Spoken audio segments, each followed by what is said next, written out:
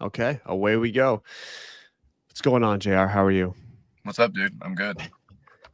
Okay, guys, today we are going to look into something that I built a few years back called the 100 points test. I'm just diving right in because JR was gracious enough to hop on and he's never seen this before. So I'm going to explain what it is to everybody. And then I basically want JR to kind of pick it apart, tell me all the things he sees that could be wrong with it and how the points work, all that. So we're going to get into that here in a second.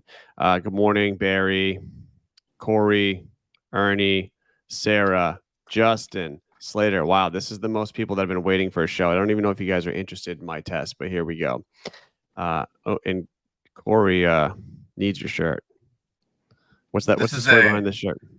this is a this is a maybe like a play off of Angelo DeChico's uncancelable shirt for Taylor's self, because it was joked around that um, he could never be represented by an agent or by anyone because he is unrepresentable.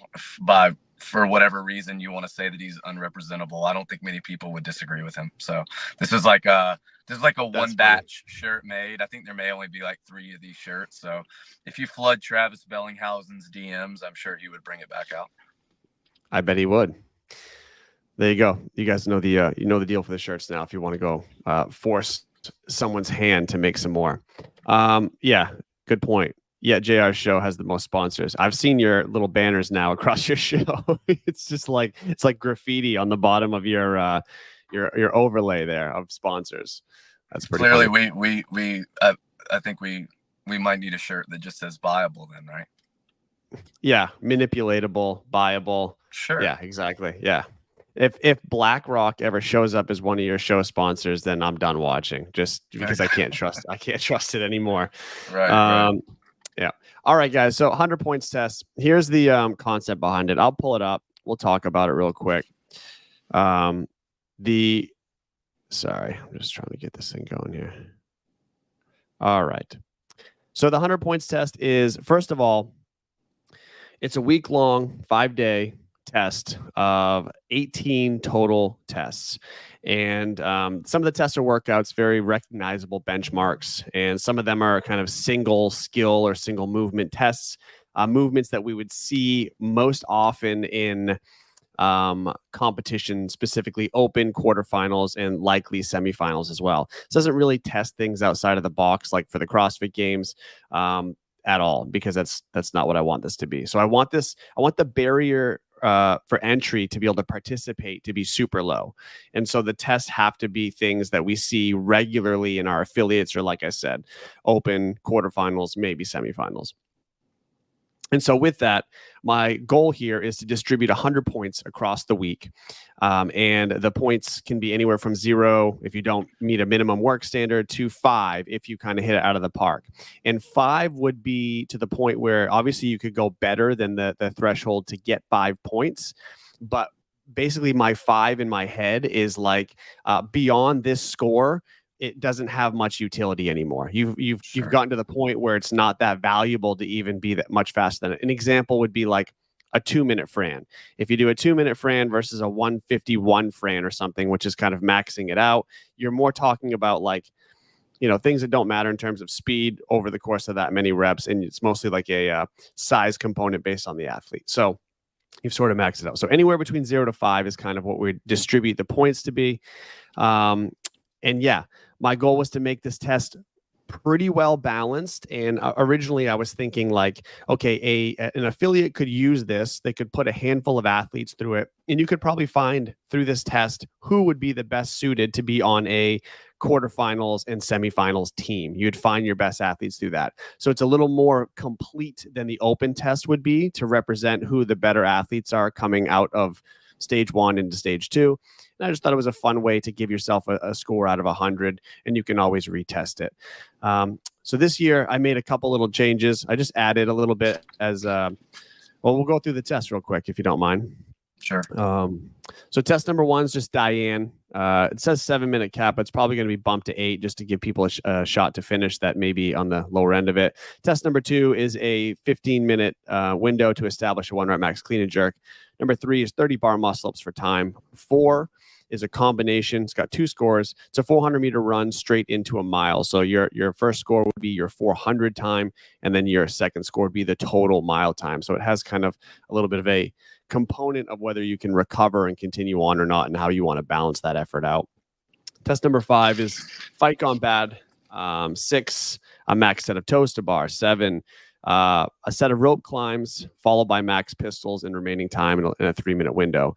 And like tests like that, I think, rope climbs and pistols on their own, they're both important skills to have as a competitor, but they're not like the skills that we see all the time, like the basic movements that you have to absolutely crush, like a chest to bar or something like that. Test number 8, 7 minutes of burpees. Number 9 is Fran. 10's CrossFit total. And we'll get into the scoring on that because there's a lot of point distribution there on the weights. Mm-hmm. Test number 11. I'm actually really interested in your take on that. Test number 11 is a max effort 500-meter row. 12 is DT. 13 is a set of strict handstand push-ups into max distance handstand walk and remaining time. Test 14 is a max set of chest to bar pull-ups. 15 is 50/35 calories on an echo bike for time. 16 is Amanda. 17 is a 1-rep max snatch. And 18 is 333. What are your initial thoughts on this as a test as a whole?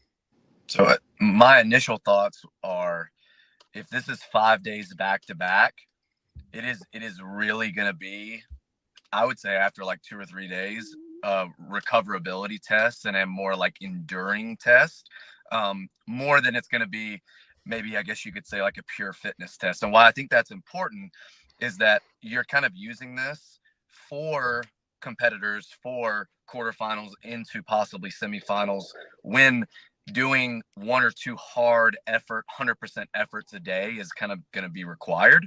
So I think when you look at it that way, and not just behind the lens of, oh man, if we had to do this in a class every day, like I don't even have 90 minutes in my class time, how am I going to get to do all these?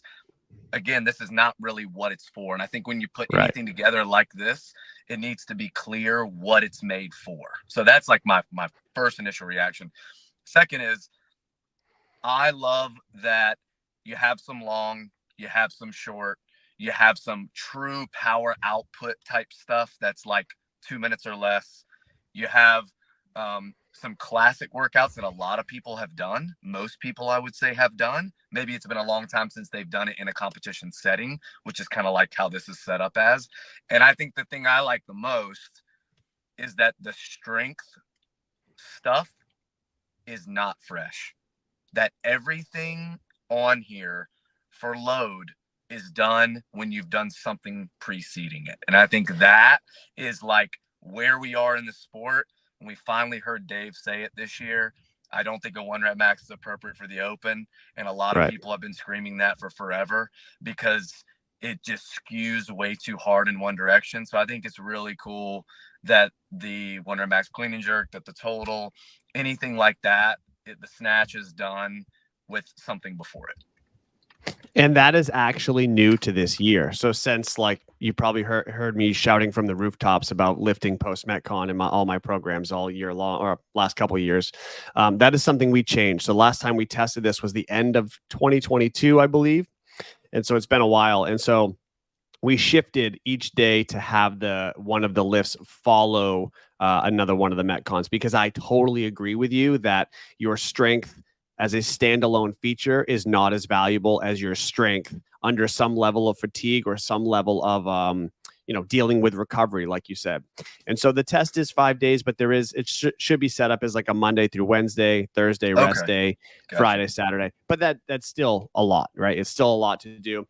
And I think part of the test that makes it interesting is you do have to be strategic about it, because I totally agree. If somebody the first 3 days just decides to go like full gas pedal on these things, even that 1 day of recovery, they're still going to feel that fatigue going into Friday and Saturday. So it may be the sort of thing where you try to figure out where you really want to maximize your points, the places you know that you can put the gas down and make a big difference, versus the places where you go, I'm not going to do that well in this anyway. I'm just going to, I'm not going to push that extra 2% effort here to not get any more points on it anyway.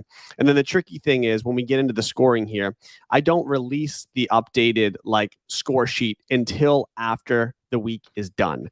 And so what that does is it creates these windows as I scroll up and show the points here in a second, because these are going to be changed. It'll be hard to see them all in one screen, but I'll fix it later. So there's ranges you can see like in the 30 bar muscle ups for women here. Sub 5 is 1 point, sub 4 is 2 points, and so on. So if you don't know the ranges of where you fall to earn that point, you can't game it as much. You're just putting your effort out there because you know what I'm saying? So like, especially on a friend. So yeah, you would be like, oh, I'm just trying to squeak into the 3-point range if I know I can beat X. So you don't get that. You have to just complete the task and then find out at the end what your points actually are. So that takes away the game ability of it, which I sort of like. I don't know what you think about that. I really like that, because if you go back to the days, I just kind of use one as an example. Like if you don't know what the thresholds are for Amanda, then you may not be inclined to go touch and go on the snatches, or you may be inclined to, knowing that at 17, I've got a 1 rep max my snatch. So you can really game it, especially if you're good, if you're fit.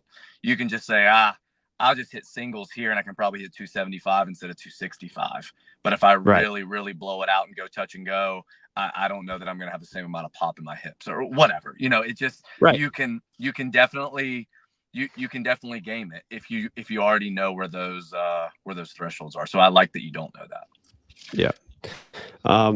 And I guess one of the things I want to figure out, and I tried figuring this out in the past, is what my ranges should be. Like if I'm creating the score out of 100 points, like where should a games athlete fall on my score sheet when I'm building this out? Like, should they be between 85, 95? Should games athletes be maxing it out? Like where should a semifinals athlete fall? Do they fall between like 70 and 85 on the range?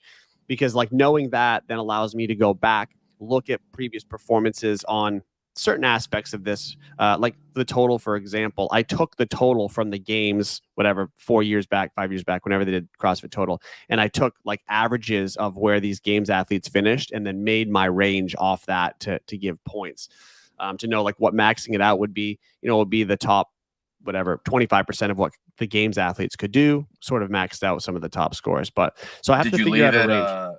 Did you use the year that they did it on day one with the crit and the marathon row and 30 muscle ups, or did you use the year they did at the ranch? Do you remember? The day one when they did it in Madison. Gotcha. Yeah. That's a good point. That's a really good point that they have a lot of other things going. But they do too on a smaller scale here. So let's try to zoom out here. Well, that's not something that true. I think it would hold up for sure. It will be interesting. All right, let me zoom out a bit. Might be hard for people to see, but we'll kind of go through it a little bit. So one of the things I did in terms of scoring, so trying to find value and spread out what things should be worth is obviously a big challenge, and it's fully up for debate. So like the value of strength versus the value of gymnastics versus the value of conditioning. Do you think in a test like this that you, like, if you take the WMG or whatever, like, should that be like pretty equal, you think, in terms of what CrossFit or CrossFitters need or should be tested on? Do you think the points should be evenly spread, or do you think you should be biasing based on whatever? One of the things I noticed too when you had all the workouts up there is, as I'm looking at it longer, I'm noticing more things. I said it's really good that you have some of the power output stuff and you have some of the longer stuff and you have the mixed modal stuff. Other than on day one, the true, like, just nasty gas pedal type stuff, really on day one also. You do that at the end, other than, day 5 with the triple threes. That one's kind of your ending on a longer one. But calories for time, 500-meter row, max burpees to a target, 2-score running test. Like you're emptying the tank there at the end when you have nothing else. So really you have nothing but an incentive to truly go 100%. Well, whatever you have left from what you've done the previous hour. To answer your question, though, more specifically, a lot of people will say you shouldn't do single modality stuff. It should just be CrossFit. This is not a competition. This is a screening. This is a test to create an athlete, to like build a player, right? This is like, Right. if you put all these skills, strength, agility, whatever, like you're playing Madden or something, right? There is some trade-off. Like, do you want someone who's the fastest? Because if you have someone who's the fastest, they're probably not the strongest. Same thing here. So while I think a lot of times people will stray away from single modality and like saying, well, the CrossFit should mean more. Like whatever you get on Fight Gone Bad should be worth more than your 30 muscle ups per time or your CrossFit total. But I think if you have enough tests, which I think you do, then you start blending in the single modality, and you have to, because if they do triangle couplet and someone can just hammer the thrusters unbroken, they can hide the fact that they may not have great bar muscle up capacity, and vice versa, just because they're able to game it a little bit more. So you need those standalone skill and standalone strength tests to really kind of expose, oh, so you're really not that strong. It's just that like you're really, really good at dense upper body push and pull tests, right? Whatever, something like that. Right. And so you bring up an interesting point too, with like, I do agree that you do need to test single modality things or single skills when we're really, trying to find that athlete that's more specific through the range of like the different steps of the CrossFit season. Things we see all the time: chest to bar, toes to bar, like they're like burpees. We just know that that's such a massive advantage when you're good at those things when they come up in workouts. But one of the things we'll kind of look at real quick, if I can find it here, is the point scale here. I know it's hard to see, but point scale, like on some of the strength stuff, like the CrossFit total goes up to 5 points. The Oli total goes up to 5 points. The individual lifts on each of those only go to 4 points. The gymnastic skills only go to 4 points. There's no 5-point option.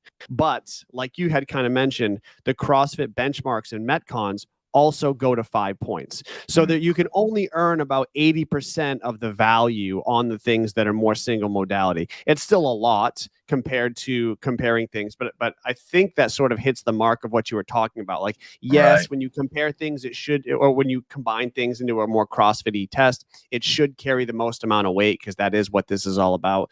But you can still get a lot of value out of the single movements or the single skills or whatever. And you can find, again, if they're very specific to the sport, which we always talk about the sport is like the unknown, the unknowable, like anything. Like, it's not really that unknown and unknowable at most levels that we compete in. We know exactly the movements we're going to see in the open. We know exactly the movements they're going to bring in quarterfinals. They may put a little twist on a variation of a movement, but we've seen the same movements now for 15 years in a row. You know what I mean? So right, we know you have to be good at chest to bar, toes to bar, burpees, all that stuff. So yeah, it's easy to pick those.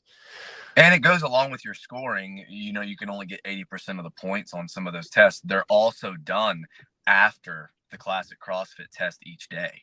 Your first test of the day, when you're 100% fresh, is the one that will get you the most points. So I think that's something good to point out. That's a great point, and I'm not even sure I thought of that when I was picking the order. But yes, that is a great point. That's an excellent point. Okay, let's take a second and kind of look at some of the scoring. So each section is kind of broken down into what you can get. And we're just looking at the women's right now. And again, for those of you trying to get a sneak preview of what the score sheet's going to look like, a lot of this is going to be updated before the test goes live at the end of October. So don't think that these are the thresholds. They might be, but everything is going to be looked at closely. So in strength overall, an athlete can earn up to 30 points. And the way it works on the total is you have those 3 individual lifts, squat, deadlift, press, and you can earn up to 4 points on each individual lift. And then you can earn up to an additional 5 points on your total. And my thought process behind that is you have some people that have these like outrageous deadlifts or these or whatever. And so the total can get skewed a little bit in favor of one specialty lift. But when you look at each lift on its own, if your press is terrible, you really suffer in your press score, and you have to go to a certain point on your deadlift or your squat or whatever to bring your total up. But then there's a point in CrossFit, in my opinion, in which, a 550 deadlift for a guy, let's say, is sort of close to the useful utility of your deadlift. A 500 versus like a or 550 even versus like a 650 deadlift, it's much more impressive to pull another 100 pounds, but I'm not sure it gets you that much in the sport. I'm not sure it's worth that much. Like, do you think there's a big discrepancy? Do you agree or disagree with that? No, I agree. And I just listen to you talk about it. When you think about the total as a whole, if someone goes from a 490 deadlift to a 500 deadlift, it's not nearly as impressive as if someone goes from a 180 to a 190 press. It's just not. Right. Like, it's not. I it's agree. not even. It's so much harder to put anything on your press for a lot of people, especially at a certain age and a certain training age. Yeah, I mean, there's this first wave, second wave, third wave adaptation.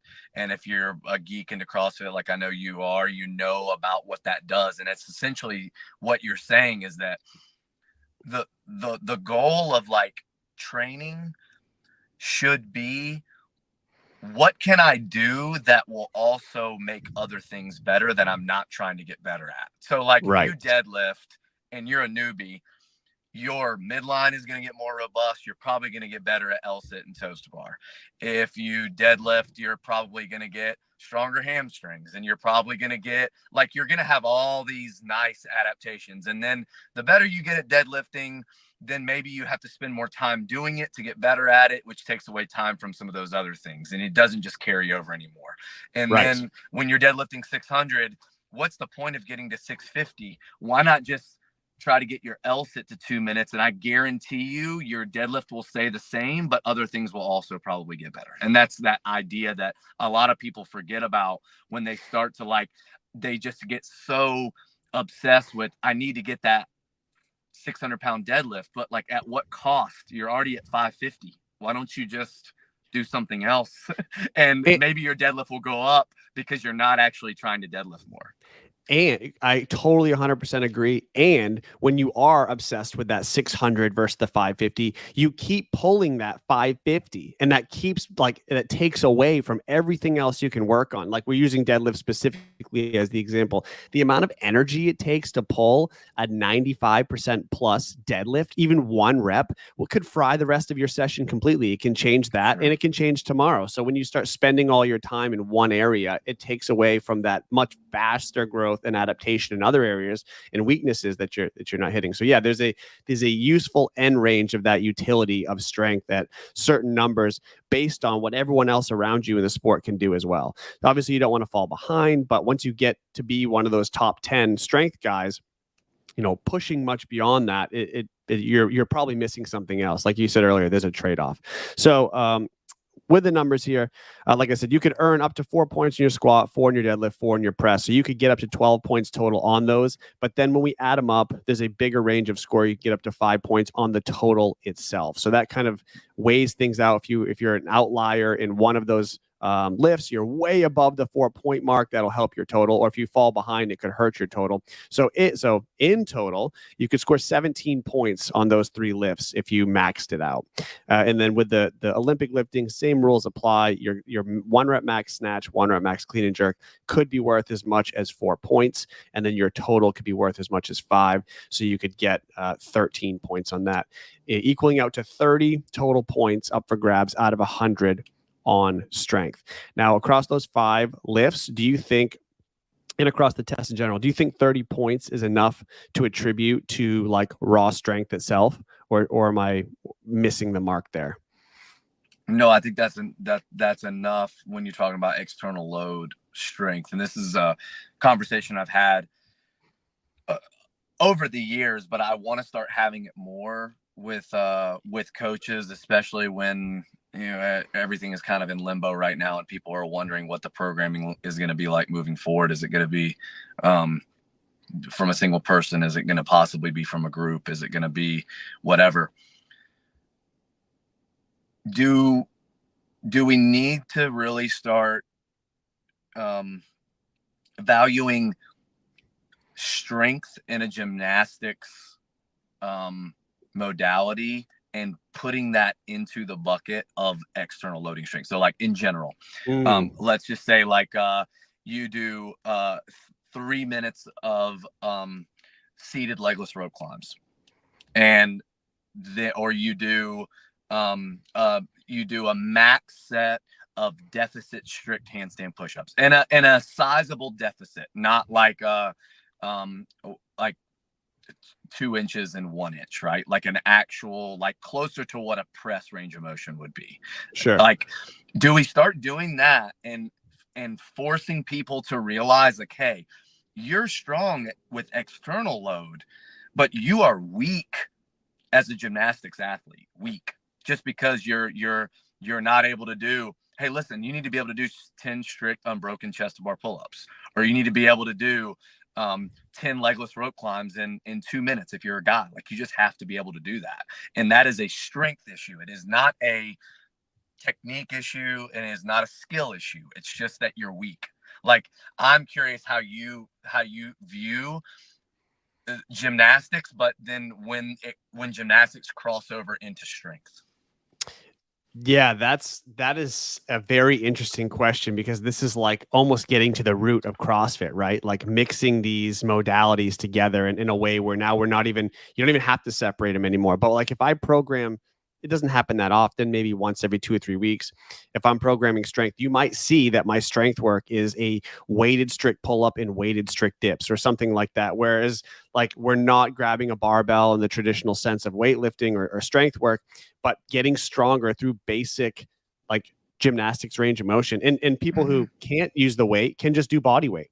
And I would argue, like, I think you're kind of making this point, correct me if I'm wrong, it's probably way more valuable in our sport. This is going to sound weird, but to have 15 strict deficit handstand push-ups unbroken versus a heavier press by 20 pounds compared to the next guy. How often is that little extra pressing maximal strength going to play a big difference compared to, better pressing strength endurance and through specific movements we see in the sport? Like, I feel like the separation you get from being good at a strict deficit handstand push-up far outweighs the separation you get anywhere else from just being a stronger strict presser overhead. So then if you're thinking, and if that's right in theory, then what should you be spending more time on? Building your 1 rep max strict press, or building your capacity through a movement we know it's going to be tested in some capacity frequently? And so like obviously the answer is both,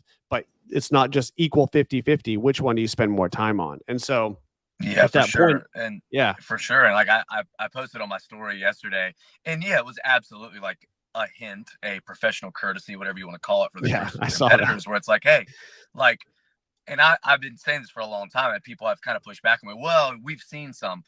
I'm talking about in CrossFit competition, like CrossFit Games competition. We see strict handstand push-ups all the time. We saw deficit, like that workout in 2015 kept people from getting to the games. And we never see strict deficit handstand push-ups anymore. We've seen bench press come into the fray, which I think is awesome. We see parallel, but it's only at the games for some reason. Why parallel handstand push-ups haven't made their way into semifinals, I don't know. But specifically strict deficit. Rogue has done it on parallettes twice at 4 and 2 inches. West Coast Classic did it, but that was it. That was arbitrary programming. That was not uniform that year.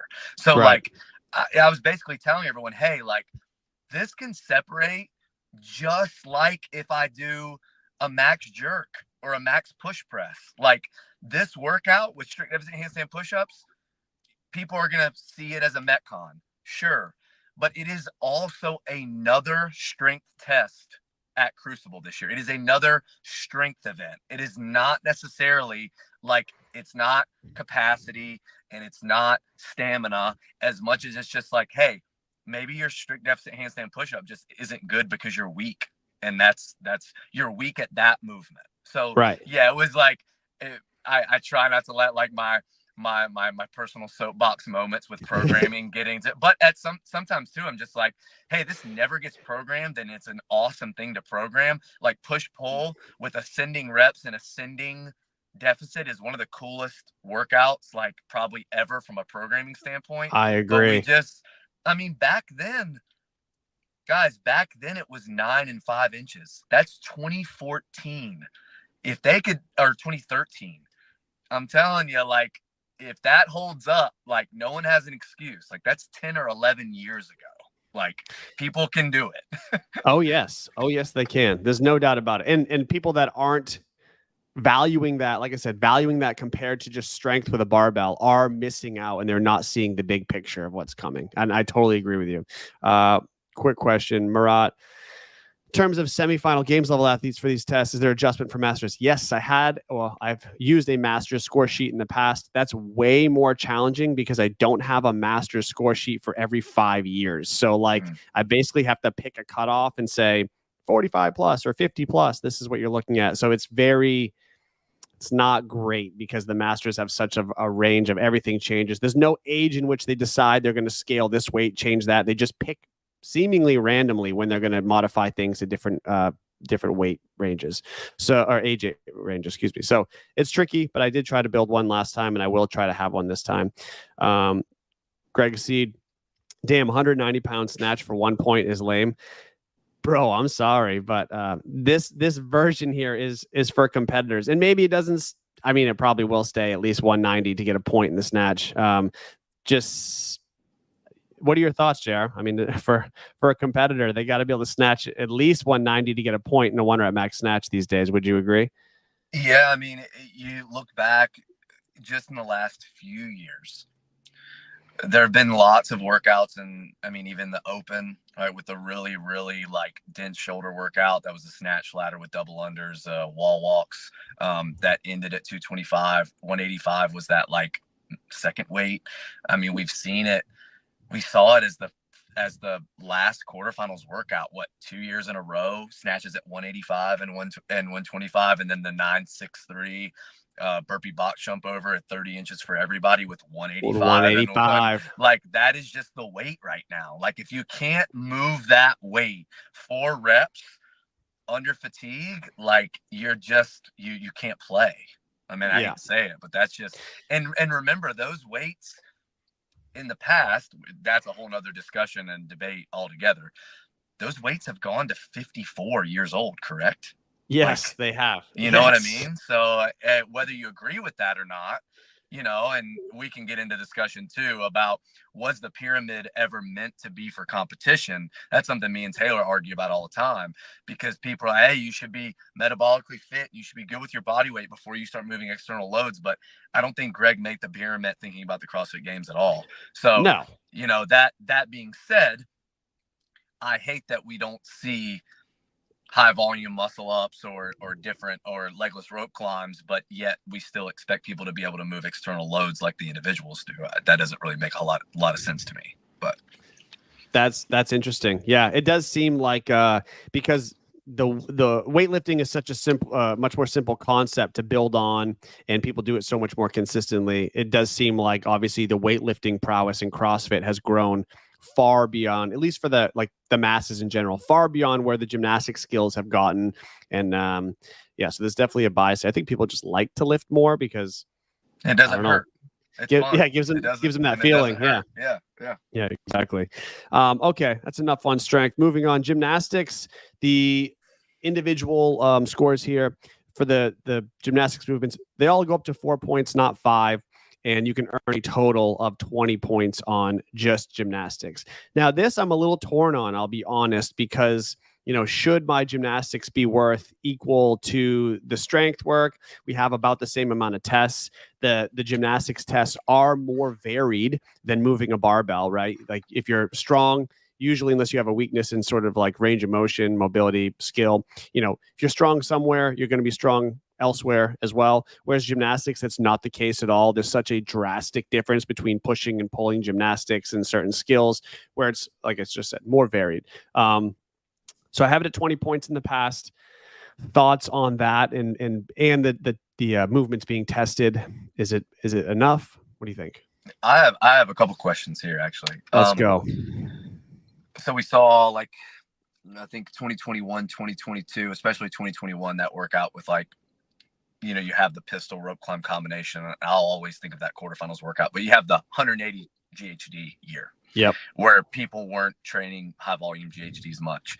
And then you have the following year pistol ring muscle up GHD. So just lots of interference, lots of hip flexor, blah, blah, blah. What made you want to, because I know you said this can be used for like best open performers, best quarterfinals, maybe semifinals teams. What made you not do a GHD for like a max, for like a 3-minute AMRAP or 100 for time, something like that, and use toes to bar instead?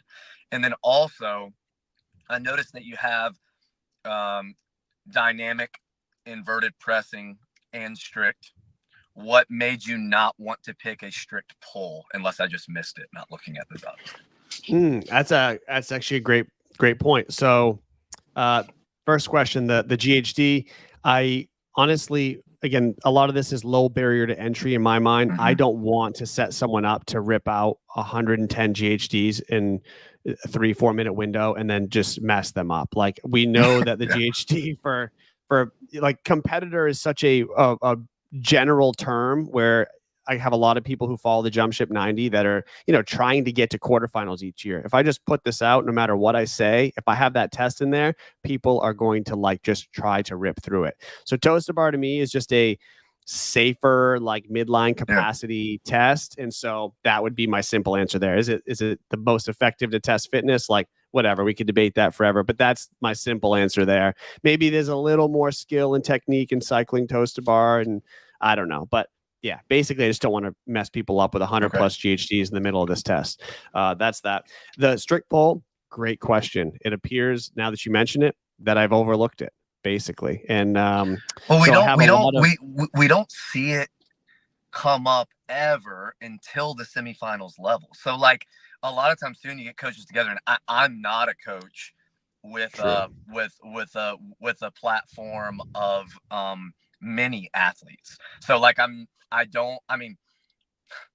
owner of a gym, so I have a lot of athletes, but from a like online training platform for the goal of competitive fitness. I am not a coach in that realm. So my responsibility of, hey, I need to get you to the next stage and to the next stage and whatever. And a lot of people will push back and say stuff like, why would I waste all this time with this person getting their legless rope climbs better when they can't, they're just trying to they are scraping to try to get to a semifinal.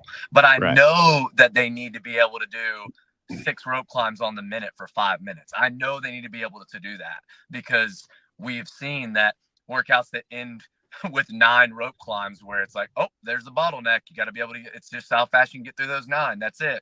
So I need to program to the test that they're going to be asked to do.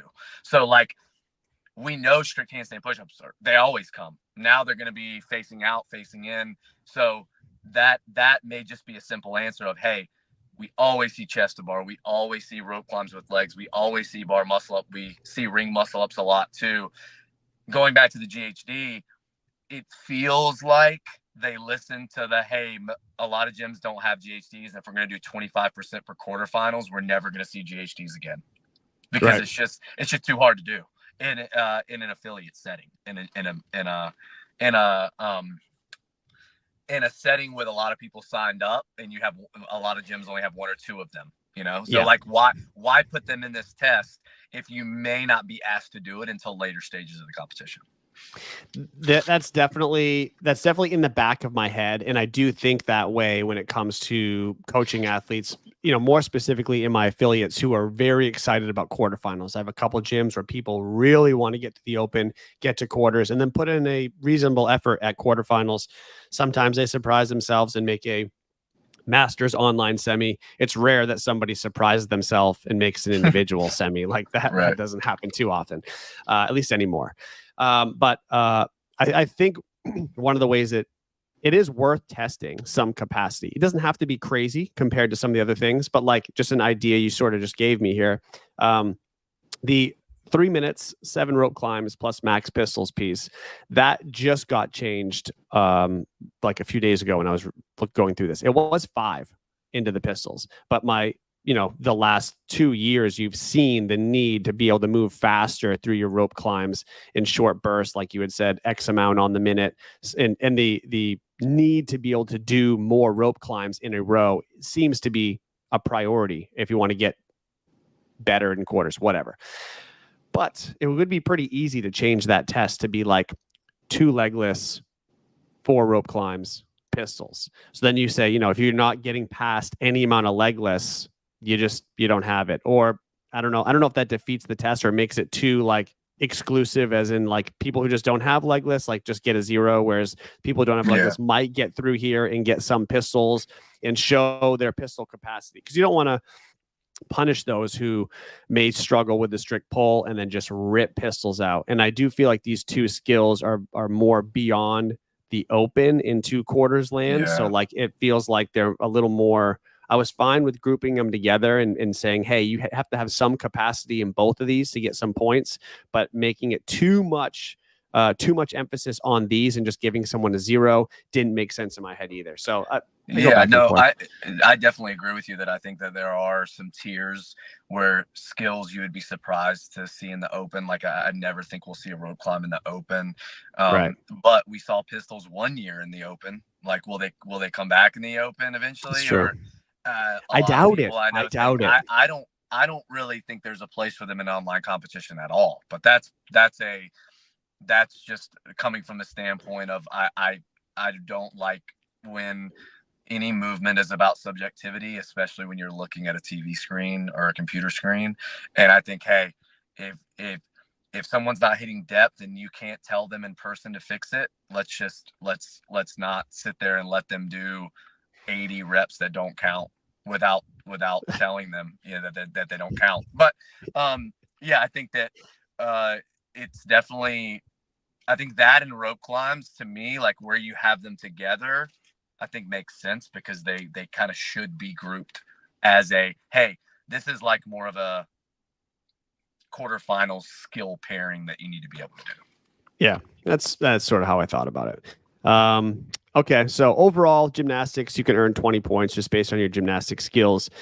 So weightlifting, gymnastics, total 50 points. And then the last section here is the Metcons, the benchmarks, and the monostructural. So the Metcons by themselves, we'll just call this conditioning here.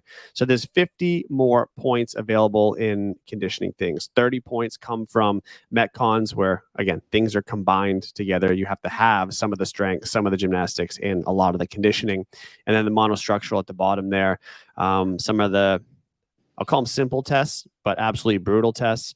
You can earn another 20 points just from kind of, you'd probably consider them power output monostructural, because there isn't anything super long, and the mile's not even super long if you're really pushing. Right. But yeah, so 50 points here in, I'll just call it conditioning overall, versus the 30 for strength and 20 for gymnastics. Do you think the point spread is still pretty fair? Yeah, I think so. Like what I keep coming back to is like the mixed modal workouts, right? The CrossFit, the couplets, the triplets, like we saw at quarterfinals this year was cool. They used kind of a fight gone bad format, because it's not something we're used to seeing in online or in-person competition anymore, because the whole argument can be made. And I'm usually side with the AMRAPs and the punishing people for being fitter by doing more work. Like I get that, especially at the highest level. While I think it's great for affiliates and great for training in a competition, I don't know if like that's the answer, unless it's the last workout. Yeah, I totally get your point on that for sure. It's cool to me still that you're putting more of a priority on what CrossFit is at its roots. So I think that's good. Cool. We got some upset people here. What the fuck? A sub 145, 400 gets a point. Yeah, I feel like a 145, you got to push a little bit. You get a point for it. So. You can only earn up to 3 points on the 400 itself. And keep in mind, this is a 400 going straight into a mile. So I'm not asking you to go to a track and all out sprint. I'm asking you to decide where you want to put your power and speed and how you want to balance that out across both distances at once. So you have to be a little more lenient with a 400, because it's not standalone. And with that also, the mile times are also, actually that 520 is still pretty aggressive based on what we saw from games athletes, but it's doable. I don't know if that's the correct score, or maybe it is. Maybe we shouldn't be giving out fives that easily unless you're just in like an elite runner, and you should be able to earn that because you're probably struggling on strength anyway if you have that capacity. Yeah, and I mean there's a little bit like, to Greg's comment, there's a little bit of risk. Like, hey, I can run a 130 or just barely under 130 and get 2 points, and like I know I can run a 6-minute mile, so why don't I try to run the 115 knowing I can still throttle back and recover on lap 2 or whatever. Like, there's a little bit of like gamesmanship there, which is good, a little bit of strategy. Yeah. Augustus says this is messed up. You have to elaborate more why it's messed up so I can address you and set you straight.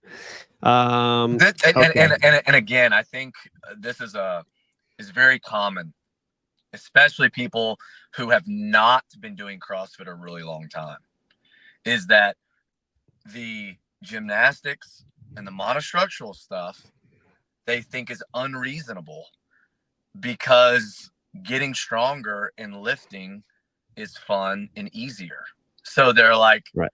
Like you will always have a reaction toward the things that you know are your weaknesses. And it usually turns out that the standalone really sucky stuff, like gymnastics for an unbroken set, or like rowing as hard as you can for 1 minute and 30 seconds, just is not as appealing. And it's not that you can't, it's just that you don't have any interest in it. That's very true. It's not as sexy, it's not as fun, and frankly, people aren't going to put the time in. Greg says the 400-meter run versus the 500-meter row times are a world of difference in effort. Let's see. So sub 142 for a 500-meter row and sub 145 for 400. It may be slightly easier to run the sub 145, but I don't think like 142. I don't find that to be challenging at all for a one-time 500. Again, as a standalone, you have to keep in mind the 400-meter is the start of a mile. It's the start of a mile test. So you're getting to sit at the end of your session and rip on the rower. 142 is not challenging, in my opinion. Right. No, I think it's just that the important distinction that the 400-meter run is part of another score. And if it wasn't, your times would be a lot different for your thresholds. Yeah. Corey Lunny says the level 5s need to be elite that seem unreasonable. I think some of them are pretty elite. If we look back at some of the 5s, so the 520 sub mile, that's really solid. I mean, there's a lot. If you look at the CrossFit Games this year, there's a lot of guys who aren't running a sub 520 mile. And again, this isn't for CrossFit Games athletes either. So if we take it back to semis and even further back, there's not that many people who'll be taking this test on that are going to run a sub 520 mile. That's pretty high end. And if you do, it's because you have a running background and you're probably on the smaller side of things. So you're hurting bad elsewhere, more than likely, in my opinion. On the Metcons, the 5s, a 440 fight gone bad, if you actually follow standards, is pretty challenging. A sub 3-minute Amanda is, I don't know, probably close to unbroken if you're taking, reasonable transitions. Sub 36 333. Go look at the CrossFit Games when they tested that. Not many people at all are getting sub 36 on the guys' side. Did you look at the 2018 regional to do that, or did you look at the games the year that they did it?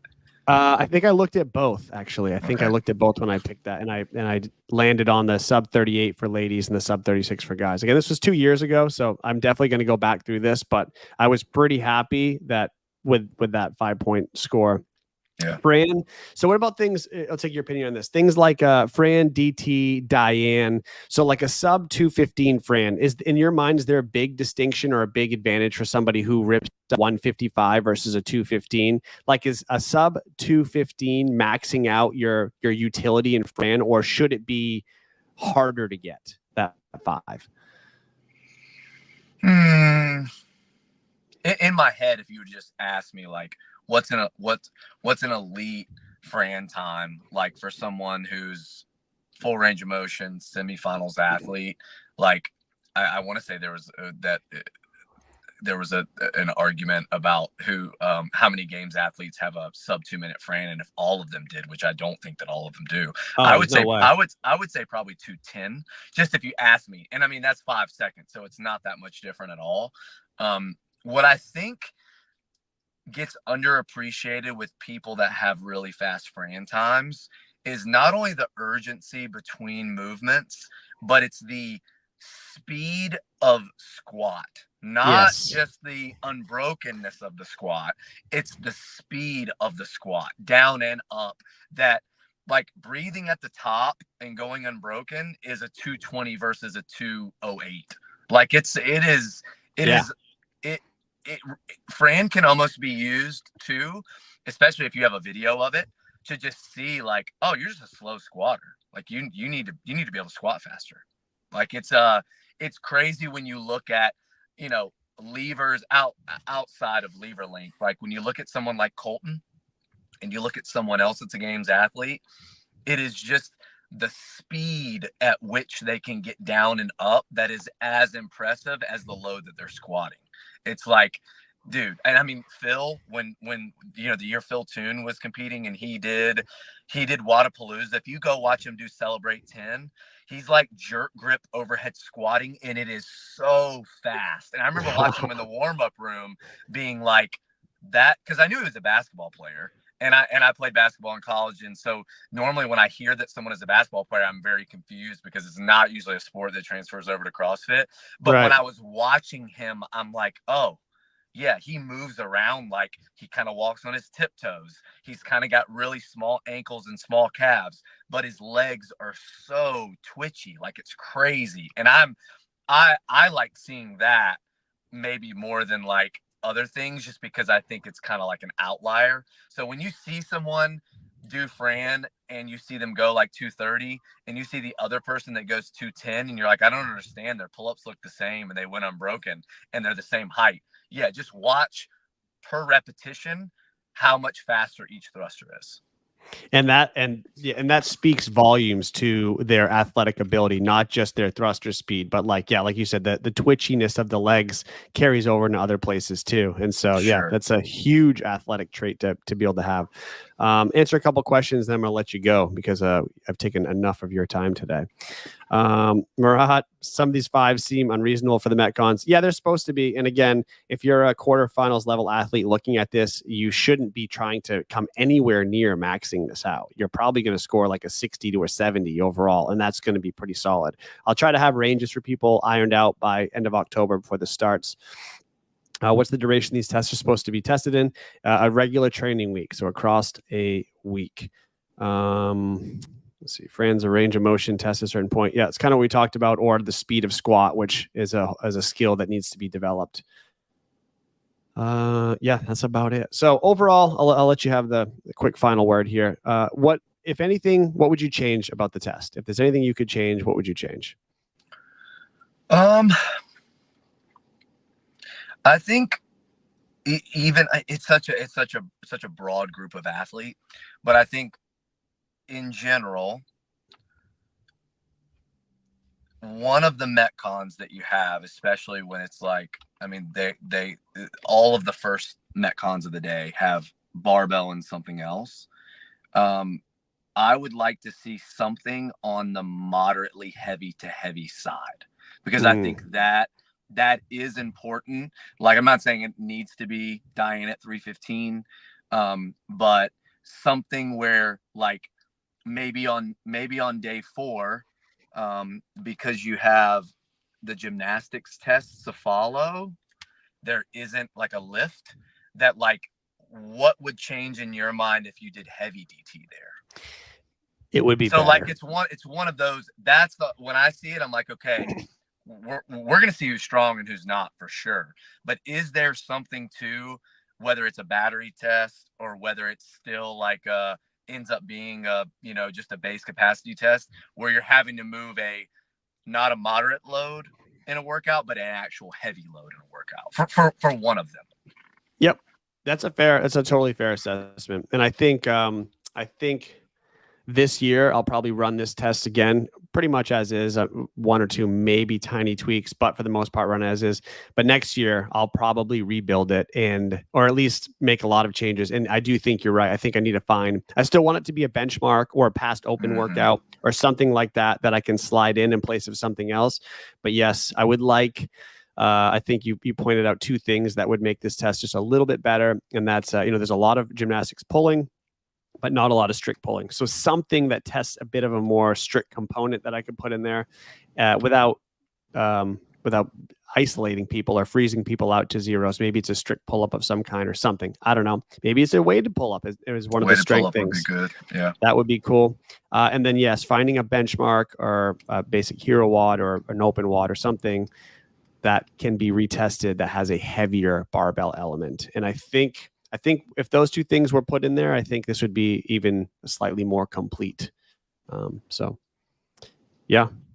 Oh boy, James O'Rourke. If Seth programs heavy DT for next year, I'll never forgive you, JR. I don't know if I can get away with heavy DT as like the 205. Yeah.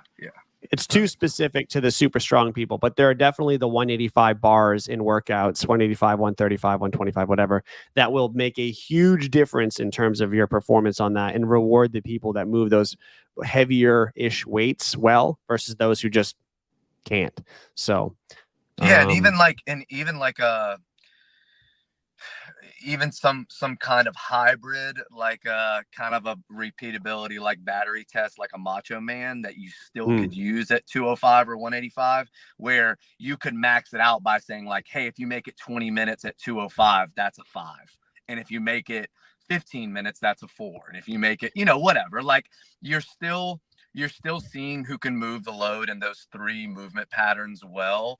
And there is some gamesmanship. You could decide too, though, hey, I don't like the 9 reps have to be unbroken. That's a whole nother workout, because a lot of people can do 3 singles on power cleans, hold on for the front squats and hold on for the shoulder overhead. But if you're saying it has to be done as a complex, then we're talking about something completely different. So, yeah.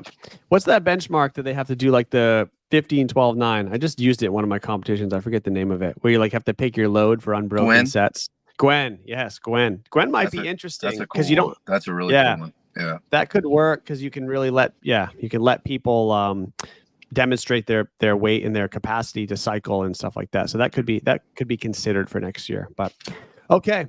Man, thank you so much. I appreciate you dude. Thank you. Poking holes in this for me, because I can only stare at this for so long until I start to go absolutely insane. Like I'm just like, okay, I can't make any more changes. So I need someone else to give some feedback. And I'll probably do some scoring adjustments, but for the most part, you guys got a pretty good sneak preview of the ranges that you would expect to be in. I'll try to update a few things, but yeah, thanks so much for hopping on. When's Crash Crucible? It's the 11th through the 13th of October. So I think we're like 5 weeks out tomorrow, maybe. 5 weeks out. Yeah. Yeah. Rogue qualifier workouts came out today. I'm sure you saw them. What'd you think of them? I was going to ask you. I love them. I love that there's 4. I think they're all super well balanced. I haven't got to dig into the specifics yet. I had so Jordan, my athlete who's competing at Crash as well. She's out here. She flew to Hawaii yesterday, so we're going to do them together in my gyms. I'm going to help her out with them. But overall, pretty good. I'll have more thorough details on them when her and I break them down later today. But they look fun. I'm happy with them. They look, first glance, well balanced, and we'll definitely get the right people to what the tests at Rogue will be. Yeah, they are. They're robust, but like that's Rogue always has had that feel and that